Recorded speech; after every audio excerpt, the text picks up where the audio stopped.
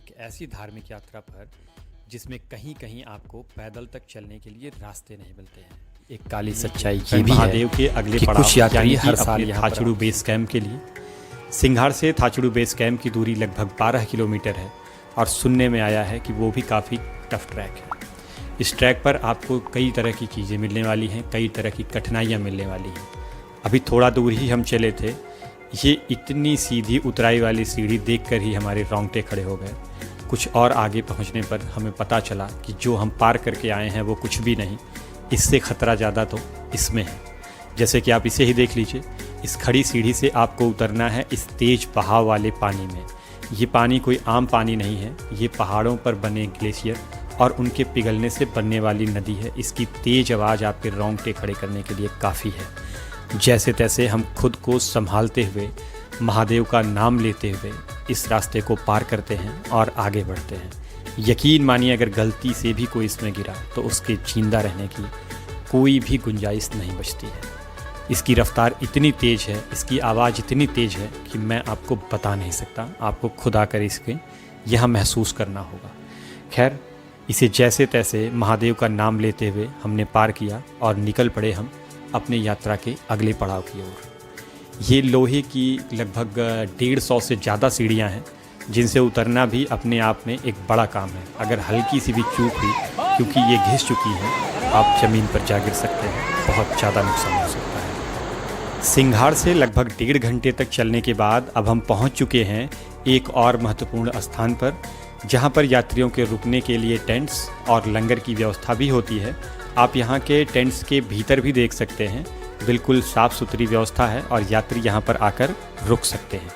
ये इम्पॉर्टेंट स्थान इसलिए भी है क्योंकि यहाँ पर होता है हमारा फिर से रजिस्ट्रेशन, यानी कि यहाँ पर एक बार फिर से हमें अपनी बेसिक डिटेल्स देनी है, अपना नंबर देना है अपने साथियों के साथ, और हम फिर आगे निकल जाते हैं। अब हम पहुँच चुके हैं बराहटी नाला। इसे बराहटी नाला इसलिए कहते हैं क्योंकि यहाँ पर बहुतायत बरास के ही पेड़ हैं और बरास के पेड़ों का एक बड़ा समूह होने के साथ ही साथ बीच से एक नदी बहती है जिसे यहाँ पर नाला कहते हैं, इसीलिए ये बराहटी नाला नाम से जाना जाता है। सच रही है शिव गौरा की ये जोड़ी, गौरा की आस अधूरी हो गई है आज पूरी। महादेव की भक्ति में मदमस्त होकर नाचते गाते गुनगुनाते इन भक्तों को देखने के बाद अब मैं आपको कुछ ऐसे भक्तों से मिलवाता हूं जिनकी यात्रा पूरी हो चुकी है। यात्रा के दौरान और यात्रा के बाद का उनका कैसा अनुभव रहा वो भी मैं आपको सुनवाता हूं। तो आइए सुनते हैं। कहाँ से अंकल आप? मैं डिस्ट्रिक्ट मंडी का।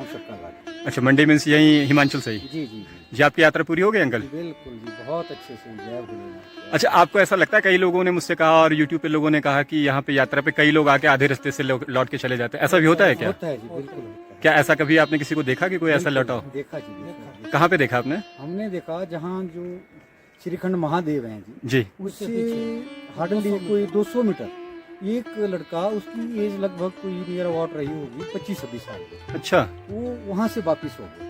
25-26 साल के लड़के भी वापस हो जाते हैं? बिल्कुल जी, बिल्कुल। अच्छा, आप ये और ऐसा है कि कोई 75 साल का भी ऊपर चले जाते हैं। अच्छा, ये ऐसा कैसे हो पाता है? मतलब 25 साल का लड़का चला है? विल पावर और जो भोले का।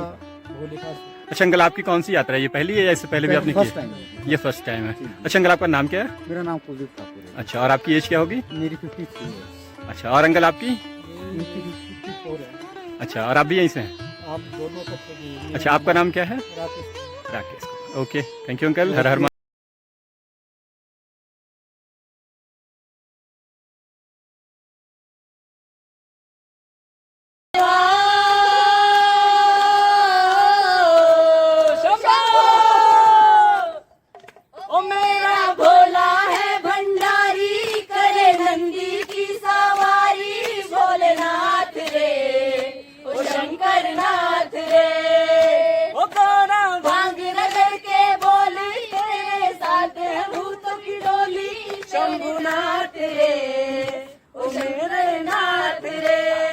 ये रास्ता थोड़ा कम चढ़ाई भरा है, पर ये रास्ता बिल्कुल गीली मिट्टी से लदा हुआ है। मेरे पैर बिल्कुल कीचड़ में होते हुए जा रहे हैं और इस रास्ते पे काफ़ी धुंध है। ये धुंध इस बात का है कि हम इतनी ऊंचाई पर पहुंच चुके हैं जहां पर बिल्कुल बादलों के बीच होकर हम चल रहे हैं। हमारे मित्र नितेश जी हैं जिनकी हड्डियां भी काफ़ी मजबूत हैं और ये मुझे छोड़कर ऊपर चले आए थे और अभी अपनी दोस्ती दिखाने के लिए, प्यार जताने के लिए यहाँ पर रुक गए ताकि, और ये हमारी पूरी टीम है, ये हमारी जय भोले।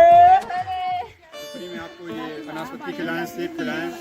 मेरी जिंदगी का सबसे खूबसूरत यात्रा है। यात्रा कोई हो नहीं सकती है, तो आप जब भी आएँ तो ऐसे अच्छे अच्छे भाई बहनों को लेके आएँ ताकि आपकी यात्रा अच्छी रहे। तो ये एक बुजुर्ग की नसीहत आप सबको है, माने तो आपकी मर्जी, ना माने। जो लोग कहते हैं डेंजर रास्ता है, डेंजर है, डेंजर, मैं उनको बता दूं कि ये दुनिया की सबसे खूबसूरत यात्रा है, आना चाहिए सबको। यात्रा खूबसूरत है, हम खूबसूरत है, तभी यात्रा खूबसूरत है। वाकई इंसान खूबसूरत होता है। दोस्तों, अभी रास्ता एक बार आप फिर से देख सकते हैं। यहाँ पर हम पत्थरों के सहारे नहीं, पेड़ों की जड़ों के सहारे चढ़ रहे हैं और ये पूरी मिट्टी गीली हो रखी है। हम कह सकते हैं कि मिट्टी और पत्तों के दलदल के बीच में हम इन जड़ों के सहारे श्रीखंड महादेव की इस यात्रा में आगे बढ़ रहे हैं। और मैं ही एकमात्र यहाँ पर ऐसा हूँ जिसके ना घुटनों में कोई दर्द है, ना सांस फूल रहा है, और मैं सबको मोटिवेट करते हुए लेकर चल रहा हूँ और मैं सबको ये विश्वास दिला रहा हूँ कि विश्वास करो, महादेव आपके साथ हैं। थकिए मत, रुकिए मत और चलते रहिए। निश्चित ही जल्द से जल्द आप लोग महादेव के चरणों में होंगे और आपको उनका आशीर्वाद मिलेगा। सुबह लगभग 6:30 बजे से हमने आज की अपनी यात्रा शुरू की थी सिंघाड़ बेस कैंप से थाचड़ू बेस कैंप के लिए।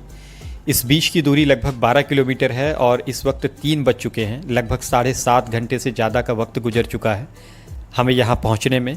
अमूमन लोग यहाँ पर रुकते हैं क्योंकि यहाँ पर रुकने और खाने के ढेर सारे ऑप्शन हैं। यहाँ पर फ्री में लंगर और टेंट भी मिलते हैं। पर हमारे साथियों का मन है कि हम भीम तलाई बेस कैंप पर रुकें जहाँ पर इनके साथियों के टेंट हैं। तो हम सब ने अपना सामान जमा करके यहाँ के लंगर का आकर प्रसाद चखा।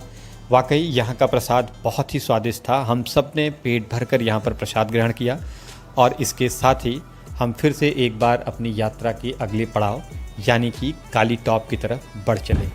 शरीर अंदर से पूरी तरह से थक चुका था, पर साथियों का साथ था, उसे छोड़ना भी नहीं था, उनकी बात को मानना भी था और हम निकल पड़े काली टॉप बेस कैंप के लिए।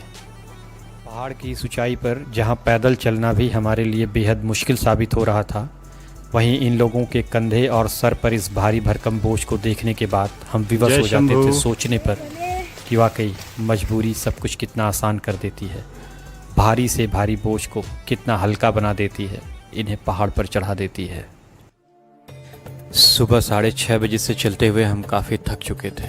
इस वक्त शाम के लगभग 5 बजने वाले हैं और अब हम पहुंच चुके हैं अपने एक और इम्पॉर्टेंट लैंडमार्क काली पहाड़ी के टॉप पर, जहां माता काली का एक छोटा सा पूजा स्थान भी है।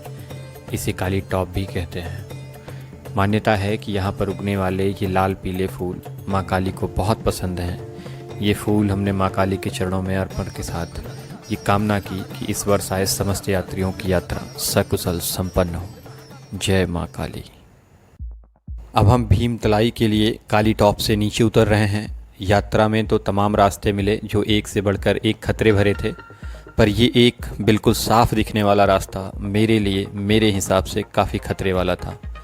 लगभग 50 से 55 डिग्री की खड़ी ढलान से आपको उतरना है। अगर हल्का सा भी आप चूके तो लगभग 200 से 300 मीटर आप नीचे जाकर गिरेंगे, जहाँ पर ज़िंदगी का बचना लगभग नामुमकिन है। तो यहाँ अगर आप आते हैं तो एक अच्छे ट्रैकिंग शूज़ के साथ, बहुत ही सूझबूझ के साथ आपको इस उतराई को उतरना है और संभाल कर चढ़ना है, क्योंकि ये बहुत खतरनाक है। आखिरकार हम पहुंच चुके हैं अपने भीम तलाई कैंप पर, जहां पर आज रात्रि विश्राम, भोजन और हर हर भोले नमः शिवाय, ओम नमः शिवाय, ओम नमः शिवाय। हर हर भोले नमः शिवाय, ओम नमः शिवाय, ओम नमः शिवाय।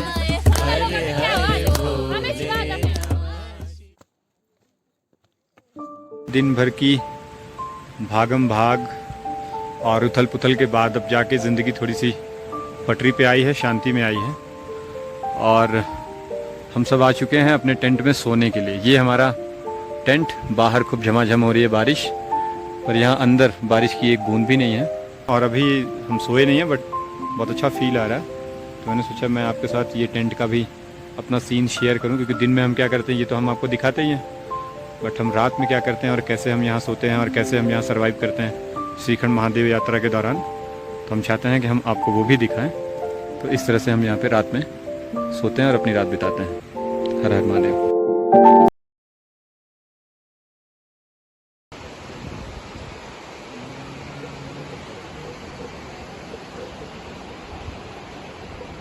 अब